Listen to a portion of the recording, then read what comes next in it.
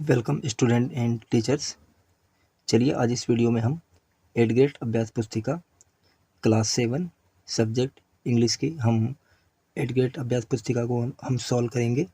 इसके पूर्व हमने यह जो 8th ग्रेड अभ्यास पुस्तिका है सत्र 2024-25 के लिए है, जो हमारे करंट ईयर चल रहा है इसके लिए। इसके पूर्व हमने लेसन 1, लेसन 2 और लेसन 3 को हमने सॉल्व किया है। The rainbow, the vice man first, the vice man second, page number 4 से पेज नंबर 19 तक।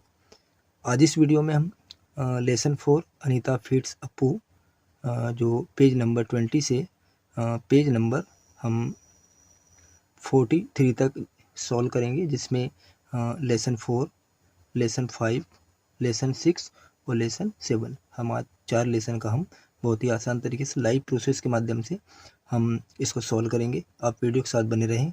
चलिए हम आगे बढ़ते हैं, जिसमें हमारा फर्स्ट लेसन है अनीता फीड्स अप्पू। अनीता ने अप्पू को खाना खिलाया। मल्टी चॉइस क्वेश्चन है, choose the correct option and right. सही विकल्प चुन करके लिखिए। Question number first, what is the name of the elephant in the story. इस कहानी में एलिफेंट का नाम क्या था? तो इसका सही आंसर आएगा बी नंबर का, Appu. Anita is surprise to see the elephant at her. Anita आश्चर्यचकित हो गई थी हाथी को कहाँ देख करके? अपने डोर मतलब अपने दरवाजे में देख करके आश्चर्यचकित हो गई थी। इसका राइट आंसर होगा बी नंबर का, डोर। उसके बाद question number 3, consider the following statement about elephant.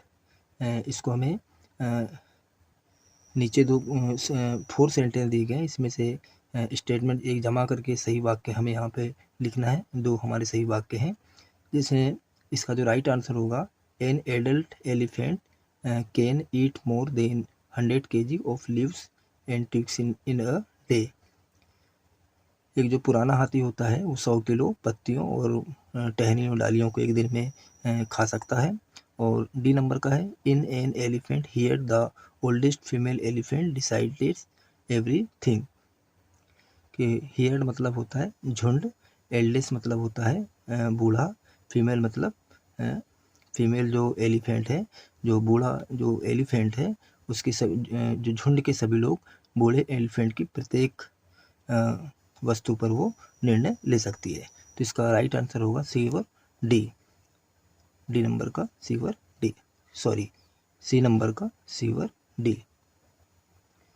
उसके बाद question number 4, he will be coming Khalistan बस। तो इसमें आएगा बाई, वह बस के द्वारा वापस आएगा। बाई मतलब के द्वारा, तो राइट आंसर होगा सी नंबर का, by. Right the singular number singular from the word children.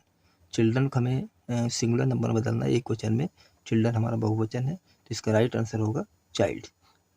Child's मतलब डी नंबर का, चाइल्ड मतलब बच्चा और चिल्ड्रन मतलब बच्चे। उसके बाद page number 22, fill in the blanks, रिक्त स्थानों की पूर्ति करिए। Question number 6, the elephant's nose is called. हाथी की नाक को हम पुकारते हैं किस नाम से? ट्रंक के नाम से। ट्रंक मतलब सूंड। अनीता एड्रेस हर ब्रदर्स एस भैया। अनीता अपने भाई को भैया कह के वो पता देती थी। उसके बाद the elephant does not have small years, यह हमारा नेगेटिव सेंटेंस है। हाथी की छोटे कान नहीं होते हैं। उसका 9, can an elephant drink a bucket full water at one go. एक बार में हाथी एक बकेट पानी पी सकता है। 10, the homophones word for gate is. Gate का हमें होमोफोन्स लिखना है। होमोफोन्स हमारे वे शब्द हैं जिसकी मीनिंग तो अलग अलग होती हैं, अर्थ भी अलग अलग होते हैं, लेकिन उनका उच्चारण होता है same. GAT gate, GAT gate. Very short answer type question. Question number 11, write the full form of given words. नीचे दिए गए शब्दों के हमें फुल फॉर्म मतलब पूर्ण वाक्य लिखना है। टीवी शॉर्ट फॉर्म है, इसका फुल वर्ड्स होगा टेलीविज़न। टीवी को हम टेलीविज़न बोलते हैं। इसी तरह ILL का फुल फॉर्म होगा आई विल। द वर्ड भैया इज एड्रेस फॉर, भैया किसके लिए पता था वो, ब्रदर के लिए। इसका राइट आंसर होगा ब्रदर के लिए। उसके बाद question number 13, right the adverb from of the word एनेक्सियस। एनेक्सियस के हमें क्रिया विशेषण लिखना है, तो एनेक्सियस का क्रिया विशेषण एनेक्सियसली हो जाएगा। एल वाई लगा करके हमें क्रिया विशेषण बनाना है, एडवर्ब बनाना है। उसके बाद question 14, how does Appu drink water from the bucket. कैसे पीता था एक बकेट पानी को अप्पू, तो आंसर है Appu sucks the water the bucket with his trunk. अपनी सूंड से वो खींच करके पानी को एक बार में पी लेता था। Page number 23, short answer type question है। Question number 15, how many children can easily fit into howdah. Howdah में कितने बच्चे आसानी से बैठ सकते थे। More than 6 children can easily fit into the howdah. 6 children, 6 बच्चे आसानी से बैठ सकते थे। Question number 16, how does the children feel when Appu stand up and start walking. बच्चों ने कैसा फील किया, कैसा महसूस किया जब हाथी ऊपर उठा और चलने लगा। तो इसका आंसर है the children feel excited and little scared. बच्चे क्या है उत्तेजित भी थे, आश्चर्यचकित भी थे, और लिटल स्कैर्ड छोटे बच्चे डरे हुए थे। Appu stand up and start walking, जब अप्पू चलने लगा, खड़ा हुआ चलने लगा, तो छोटे बच्चे डरे हुए थे और कुछ बच्चे एक्साइटेड भी थे। Question number 17, how do you feel when you play with your pet animal. आप अपने पेट एनिमल के साथ में खेलते हो कैसा महसूस करते हो, पालतू जानवर के साथ। तो I feel happy and joyful when I play with my animal. जो मेरे पेट एनिमल होते हैं उनके साथ में मैं बहुत ही खुशी और आनंद के साथ खेलता हूँ। यहाँ पे आएगा pet animal. Question number 18, children are excited to see the elephant. इसको में इंट्रोगेटिव सेंटेंस बनाना है, मतलब प्रश्नवाचक सेंटेंस हमें इसको बनाना है। तो प्रश्नवाचक सेंटेंस बनाने के लिए जो हमारा वर्ब होता है, जो सहायक क्रिया होती है हमारी हेल्पिंग वर्ब, हेल्पिंग वर्ब को हम फर्स्ट में लिख देते हैं सब्जेक्ट में। उसके बाद में सेंटेंस सेम इसको हम फिलअप कर देंगे। जैसे एग्जाम्पल के लिए, are the children excited to see the elephant, ये हमारा इंट्रोगेटिव सेंटेंस है। इंट्रोगेटिव सेंटेंस बनाने के बाद में लास्ट में हमें क्वेश्चन मार्क लगाना बहुत ज़रूरी है। उसके बाद लॉन्ग टाइप क्वेश्चन है, रीड द पोएम केयरफुली। हमें इस पोएम को बहुत ही सावधानीपूर्वक हमें पढ़ लेना है और इससे संबंधित नीचे प्रश्नों के हमें उत्तर देना है। जैसे फर्स्ट क्वेश्चन है, हाउ इज पूसी कोट। पूसी का कोट, पूसी की कोट कैसी थी, तो पूसी कोट इज वार्म। तो वार्म मीन्स होता है गर्म, पूसी की जो कोट थी गर्म थी।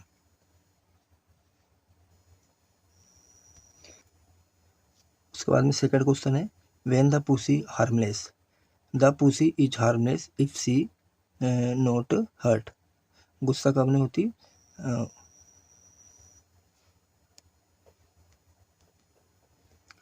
The pussy is harmless if she is not hurt. जब पूसी को हम हर्ट नहीं करते, मतलब उससे हम हानि नहीं पहुंचाते, तो वो हमें हमारे ऊपर वो उत्तेजित नहीं होती है। उसके बाद में three question, what would you do after you saved a cat trapped in the bus. आप क्या करोगे जब आप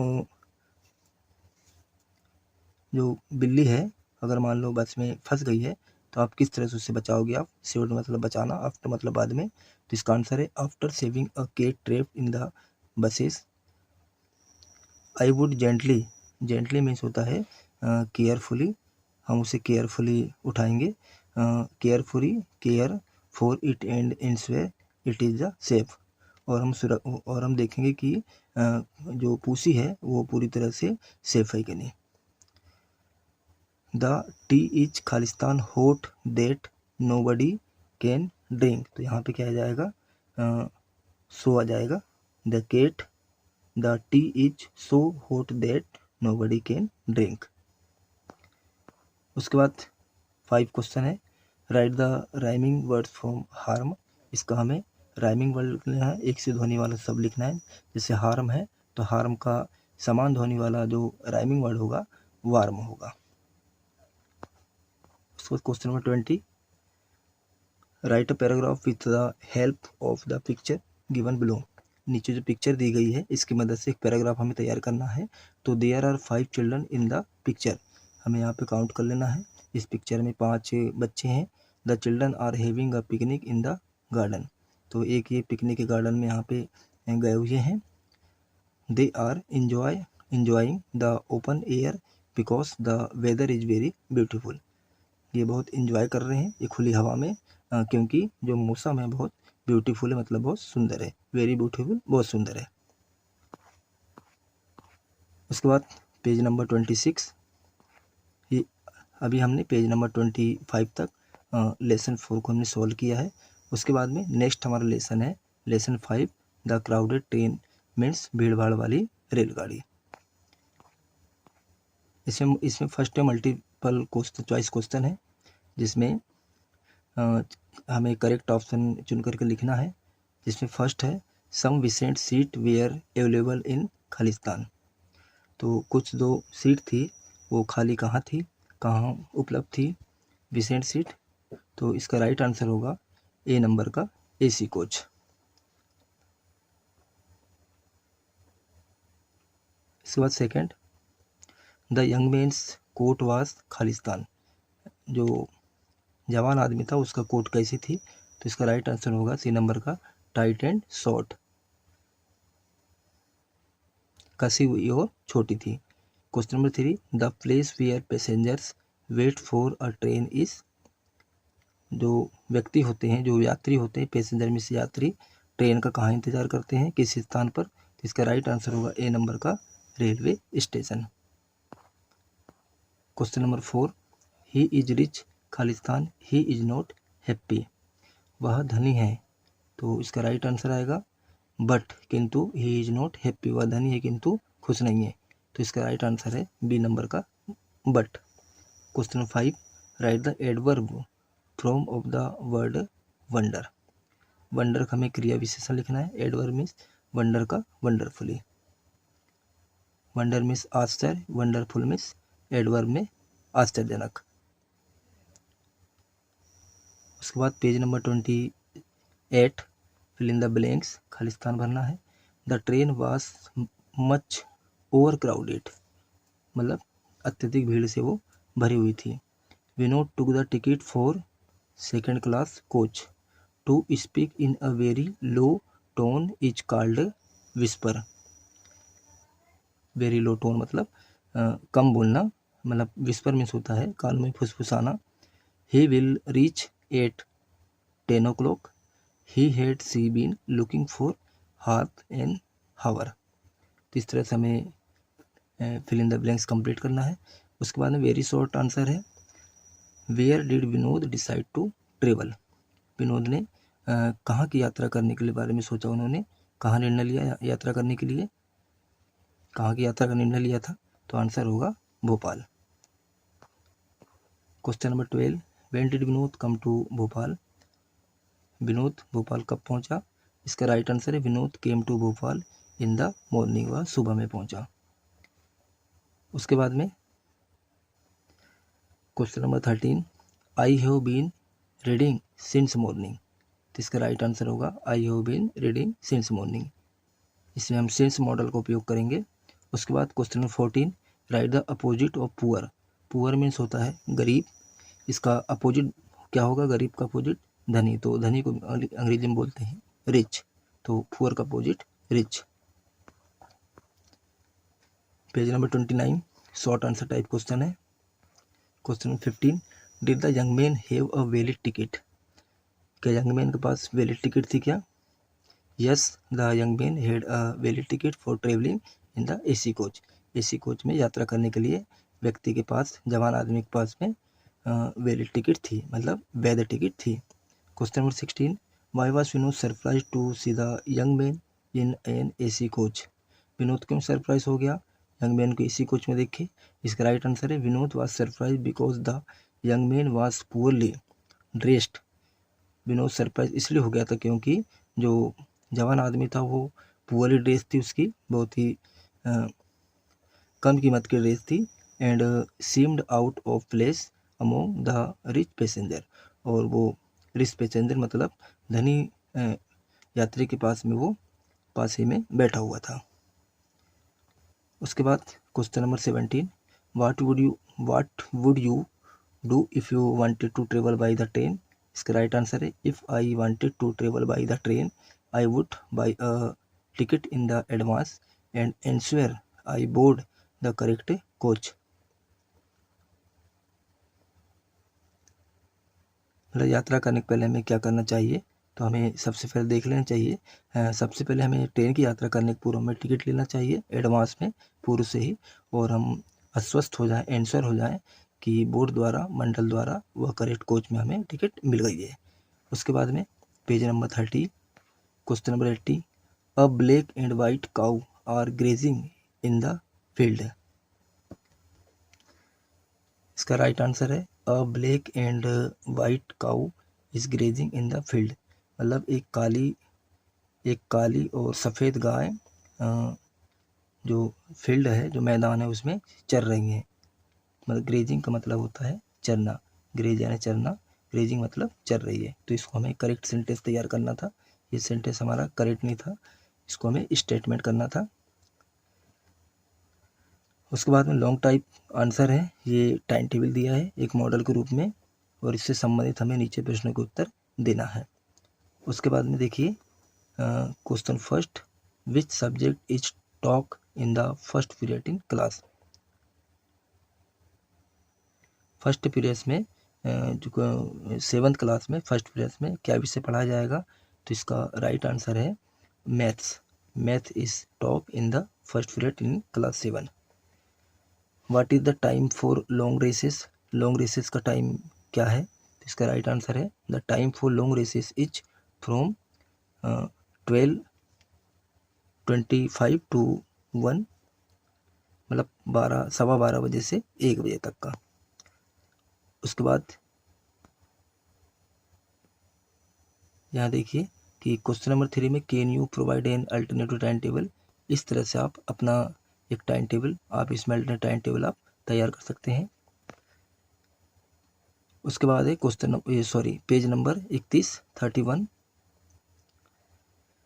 there are 5 subject in each class. यहाँ प्रत्येक क्लास में 5 सब्जेक्ट हैं, इसको हमें इंटरोगेटिव सेंटेंस बनाना है, मतलब प्रश्नवाचक सेंटेंस बनाना है। आर देयर जो हमारा हेल्पिंग वर्ब है आर, इसको हम फर्स्ट में रखेंगे सब्जेक्ट में, उसके बाद में बाकी सेंटेंस को सेम हम उतार देंगे, टाइप कर देंगे। सब्जेक्ट के बाद there 5 subject in each class.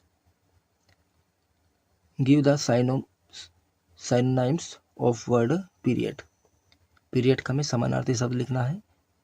Period मतलब होता है कालखंड, और सेशन इसका समानार्थी शब्द होगा session. Question number 20, read the telephonic conversation between Akash and Suresh. Akash और सुरेश का यहाँ पे टेलीफोन का बातचीत हमें यहाँ पे देखना है, यहाँ पे पढ़ना है, और इससे संबंधित नीचे देखिए कि इसको हमें यहाँ पे फिलअप करना है। उसके बाद में lesson number 6, I love little पूसी।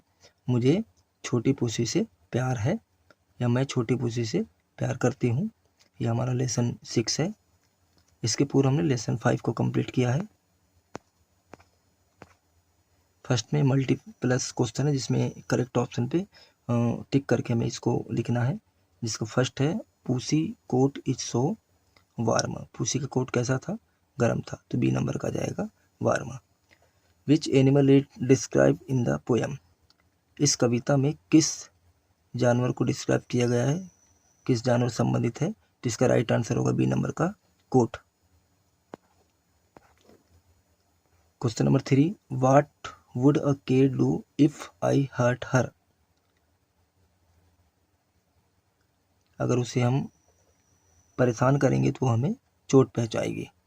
इसका राइट आंसर होगा ए नंबर का harm me. Write the opposite verb of come.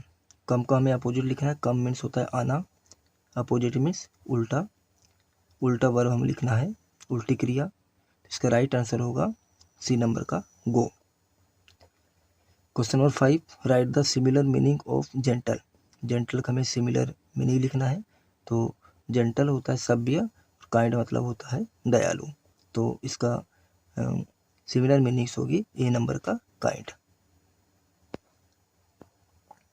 Page number 34, fill in the blanks, रिक्त स्थानों की पूर्ति कीजिए। Question number 6, a good laugh is sunshine in the house. एक अच्छी हंसी हमारे घर में सूर्य के प्रकाश के समान है। A cat always scares of me, scares of me. The opposite word of cold, cold means होता है ठंडा, कोल्ड का अपोजिट क्या होगा? हॉट, हॉट मीन्स गर्म। The rhyming word of cat, cat का समान ध्वनि वाला शब्द होगा mat. The synonym of the word coat each, coat का समानार्थी शब्द होगा जैकेट। उसके बाद में वेरी शॉर्ट आंसर है। Question number 11, what does pussy have to protect her self from cold. इसका राइट आंसर होगा हर कोट। मतलब पुसी को ठंड के समय कून में प्रोटेक्ट करता था, उसे सुरक्षित करता था, तो उसकी कोट।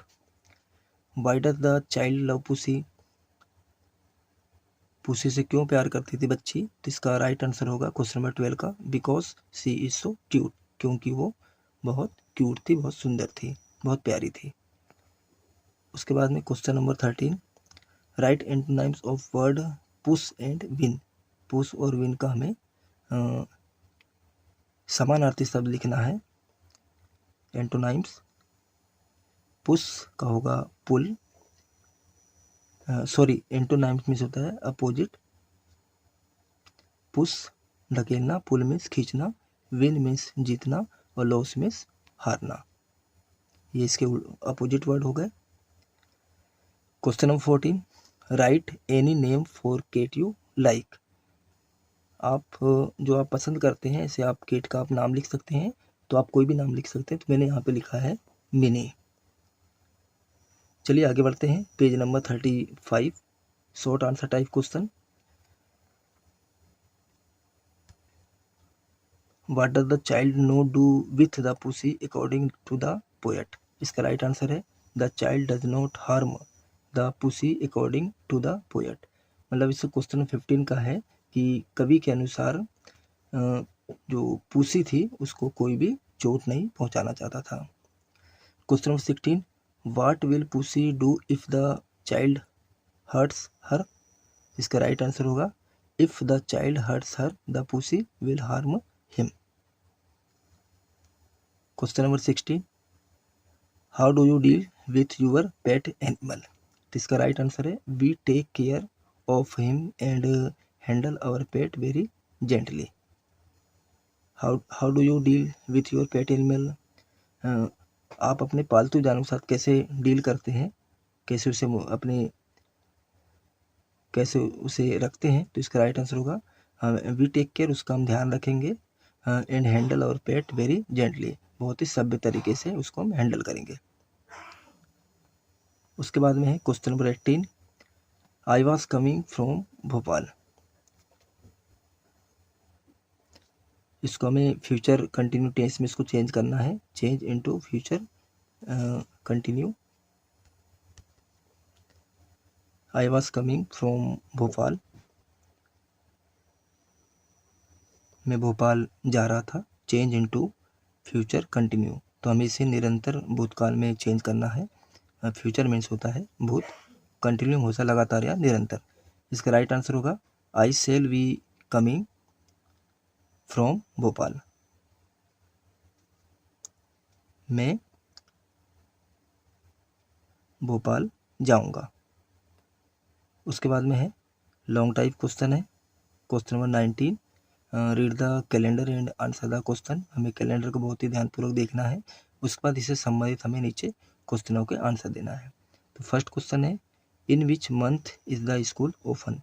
कौन से महीने में विद्यालय या स्कूल ओपन होंगे, किस दिन, किस महीने में? तो इसका राइट आंसर होगा इन द नवंबर मंथ। देखिए कि नवंबर मंथ में स्कूल यहाँ पे ओपन हो रहे हैं, नवंबर मंथ 20 नवंबर को।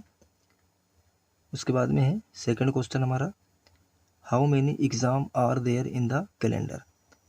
इस कैलेंडर में कितने एग्ज़ाम होंगे, कितनी परीक्षा होगी? तो there are 2 exam in the calendar. इस कैलेंडर में 2 परीक्षाएं होगी। 13 question, in which month do you enjoy the most, Y?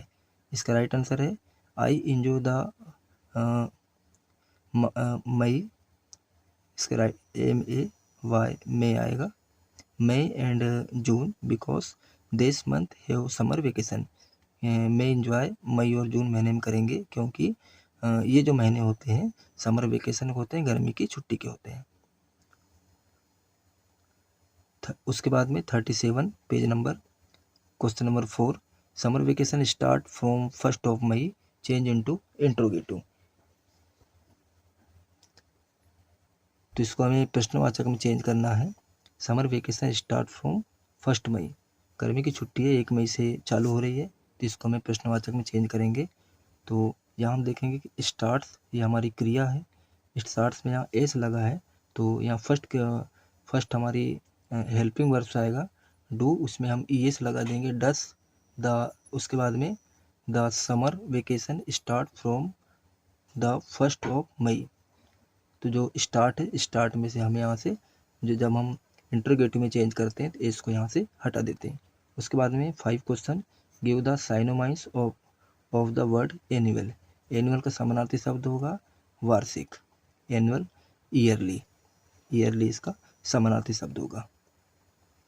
उसके बाद में question number 20, write a notice, you are Shyam Verma of class 7th, you have lost your science book in the playground, draft a notice for the school notice board.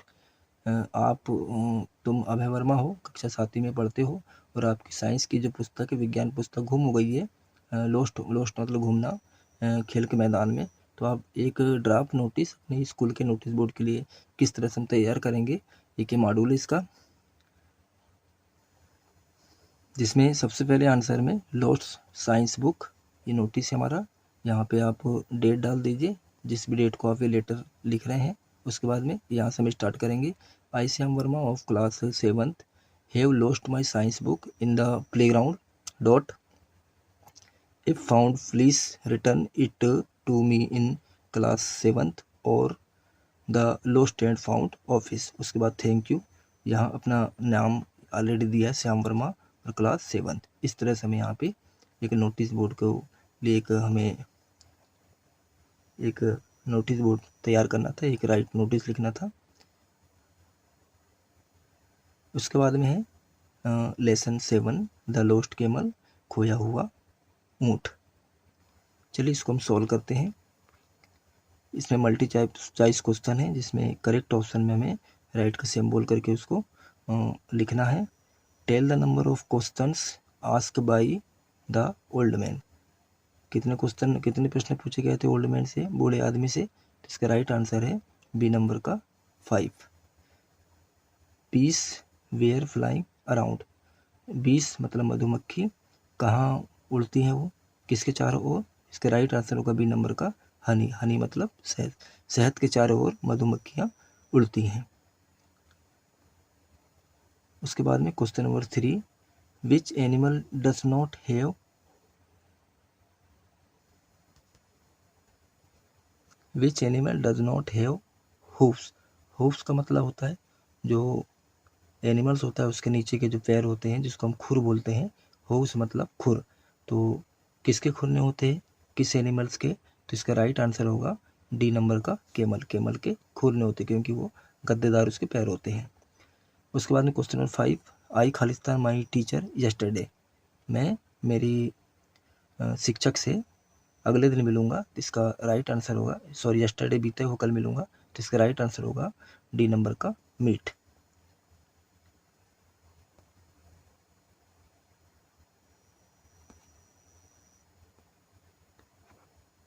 उसके बाद में question number 5, write the feminine gender of the word Lions. Lions का यहाँ पे feminine gender मतलब स्त्रीलिंग, हमें लिंग परिवर्तन करना है। लायंस मतलब होता है शेर, तो इसका राइट आंसर होगा सी नंबर का लाइनेस। लाइनेस मतलब शेरनी। Page number 40, fill in the blanks, रिक्त स्थानों की पूर्ति कीजिए। जिसमें फर्स्ट है question number 6, a person who buys sells goods is called. एक व्यक्ति जो खरीदता है और एक माल को बेचता है उसे क्या कहते हैं? Good sailor. उसके बाद में question number 7, the camels are found generally in desert. जो केमल होते हैं, ऊँट होते हैं, वो सामान्यतः डिसर्ट मतलब रेगिस्तान में पाए जाते हैं।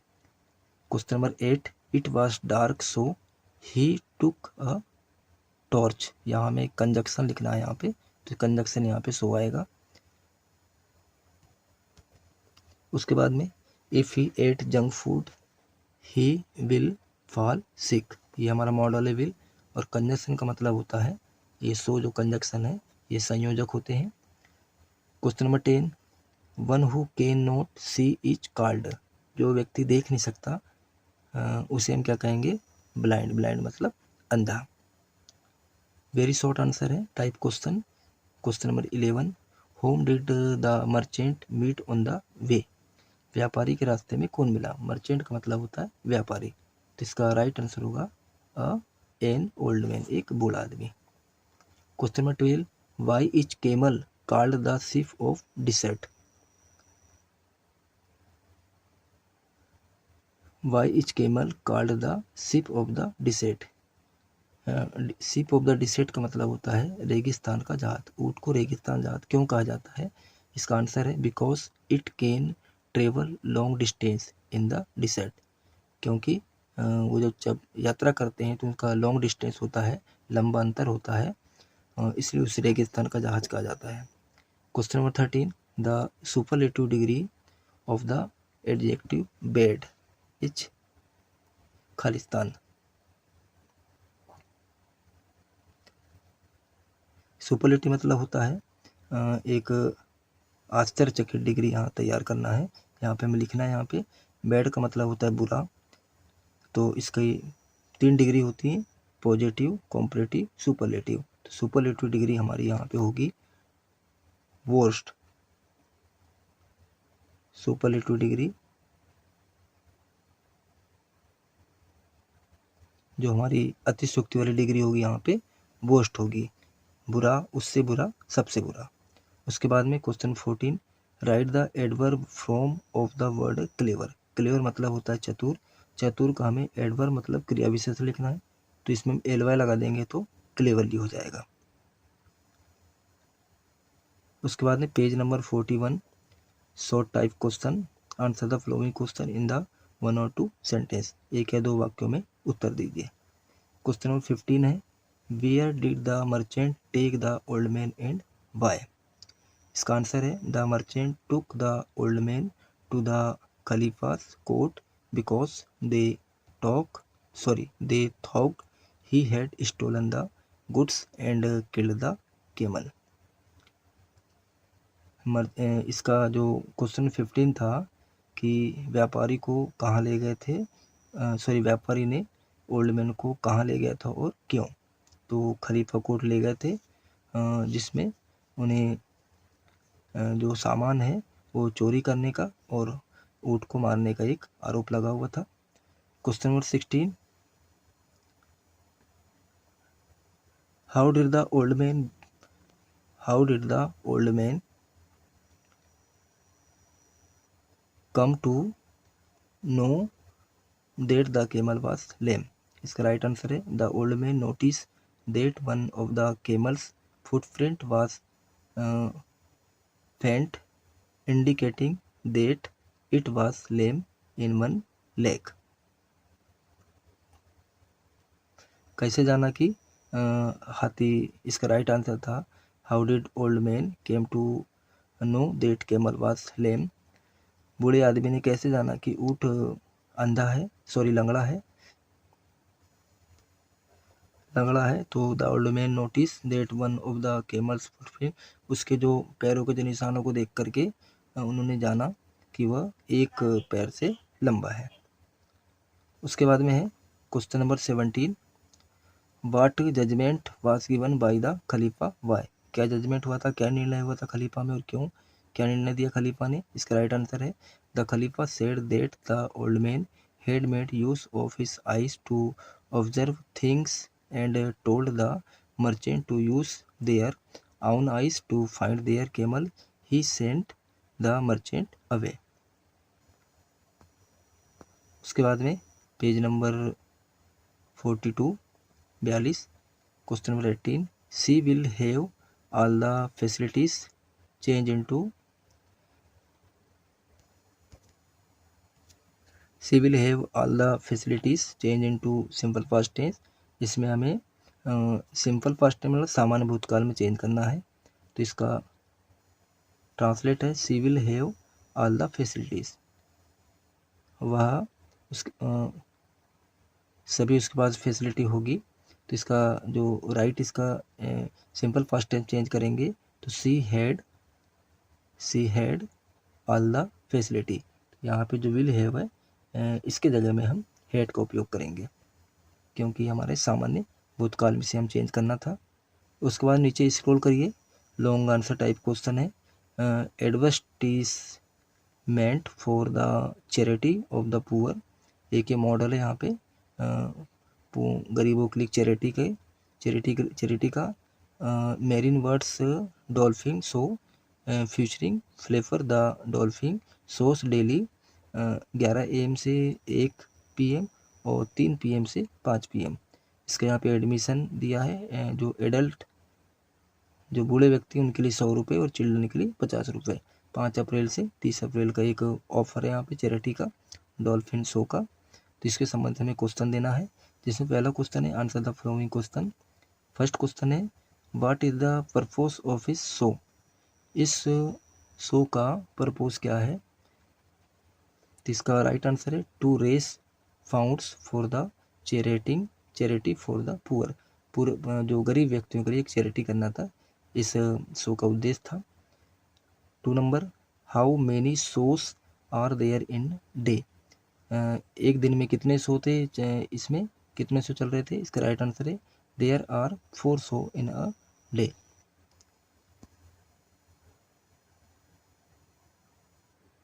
ग्यारह बजे, 1 बजे, 3 बजे और 5 बजे 400 मतलब 400। 3, in what way can you help the poor, इसका राइट आंसर है 200 एंड परचेसिंग टिकट। तो इसका तीसरे नंबर क्वेश्चन था कि इन what way can help the poor, पुअरों की आप कैसी मदद करेंगे, तो उसे आप उनको आप टिकट परचेज करके आप मदद करेंगे उनकी। Right the meaning of the word marine, marine का यहाँ पे मेरीन का हमें right the meaning of the word marine, marine का हमें यहाँ पे उसका अर्थ लिखना है। तो मेरीन का इसका राइट आंसर होगा रिलेटेड टू द सी, तो यह सागर से रिलेटेड है, इससे संबंधित है। मेरीन का मतलब होता है समुद्री या समुंदर का। उसके बाद में 5, adult should pay 100 rupees for the show, इसको हमें नेगेटिव में चेंज करना है। इसका राइट आंसर होगा एडल्ट शुड नॉट पे 100 रुपीज़ फॉर द शो। उसके बाद में है question number 20, write an application to your headmaster requesting him to take you on a picnic, picnic जाने के लिए आपके प्रधान अध्यापक को एक आवेदन लिखिए, रिक्वेस्ट करिए, जिसमें फर्स्ट स्टेप हमारा रहेगा टू, उसके बाद द हेडमास्टर, यहाँ स्कूल का नाम, स्कूल का नाम के बाद सब्जेक्ट रहेगा, सब्जेक्ट मतलब विषय, किस विषय में आप लिख रहे हैं, तो request for a picnic trip, picnic trip के लिए। उसके बाद में यहाँ पे रिस्पेक्टेड सर, तो इसका यहाँ पे देखिए कि इसका सीध यहीं से होना चाहिए, जो हमारा लेटर लिखने का तरीका है एप्लीकेशन लिखने का। उसके बाद में आई के बाद में यहाँ अपना नाम आप लिखना है, यूअर नेम, यहाँ पे अपना नाम लिख लेना है। उसके बाद में अपने नाम के बाद a student of the class 7th, उसके बाद comma kindly request you to organize a picnic for our class, it would be a great opportunity for us to relax and learn outside the classroom environment। उसके बाद में thank you for considering, उसके बाद my request, और यहाँ पे अपना नाम यहाँ लिखना, सॉरी यूअर सिंसियरली, यहाँ पे अपना नाम लिखना है, उसके बाद में यहाँ पे क्लास लिखना है। तो इस तरह से एक एप्लीकेशन हमें लिखना था पिकनिक ट्रिप के लिए। तो स्टूडेंट एंड टीचर्स, आज हमने इस वीडियो में लेसन 4, लेसन 5 और लेसन 7 को हमने बहुत ही आसान तरीके से 8th ग्रेड अभ्यास पुस्तिका को वर्कबुक को हमने सॉल्व किया है। आप उस वीडियो को अधिक से अधिक शेयर करिए, वीडियो को लाइक करिए और चैनल को सब्सक्राइब करिए, जिससे इसी तरह एक नए वीडियो का नोटिफिकेशन आपके स्क्रीन में, आपके मोबाइल में वो शो होने लगे, जिससे आप अन्य इससे संबंधित वीडियो को आप स्किप ना कर सको और आसानी से आप देख सकिए। तो अभी तक हमने lesson number 1, lesson number 2, lesson number 3 और लेसन नंबर 4, लेसन नंबर 5 और लेसन नंबर 7 तक हमने सॉल्व कर लिया है। जो पेज नंबर 4 से पेज नंबर 43 तक है, ये हमने लेसन 1 से लेसन 7 को हमने सॉल्व कर लिया है। चलिए हम अगले वीडियो में लेसन 8, लेसन 9, लेसन 10 और लेसन 11 को हम सॉल्व करेंगे। आप इस वीडियो को अधिक से अधिक शेयर करिए, वीडियो को लाइक करिए और चैनल को सब्सक्राइब करिए। चलिए मिलते हैं इस तरह एक नए वीडियो के साथ। Thanks for watching.